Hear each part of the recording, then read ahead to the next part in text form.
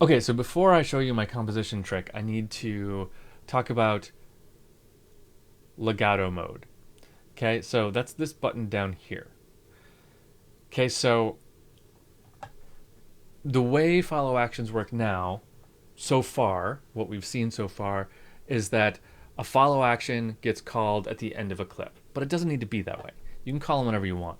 So if we said unlinked, it's not going to be number of times through the track, it's going to be number of beats. So here we have bars, beats, and 16th notes, right? So let's say every 2 bars. Okay, now this loop is 4 bars long. Okay, so we're going to cut it in half here.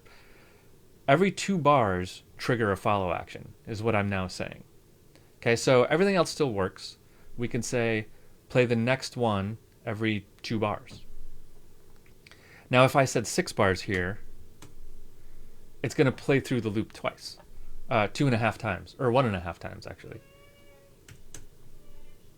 So let's just say 2 bars, and then here for launch, let's say legato. Now, what that means is that we're gonna be halfway through our loop here, right? We're gonna be 2 bars in.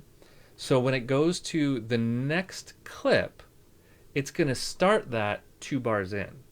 Okay? In other words, it's gonna take over the new clip where the first clip left off.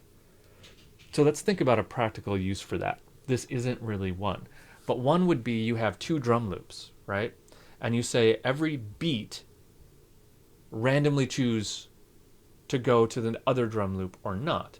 So if you're on beat 1 in first drum loop, on beat 2, you say go to another drum loop, and it does. You want it to start on beat 2, not jump backwards to beat 1. If you had beat 1, then you're just going to hear beat 1, a whole bunch of beat 1s, right? You want it to go to beat 2. And then the next time you want it to go to beat 3, right? So it's always moving but keeping the flow going, right? That's actually the exact composition trick I want to show you. So let's go to a new video and do that.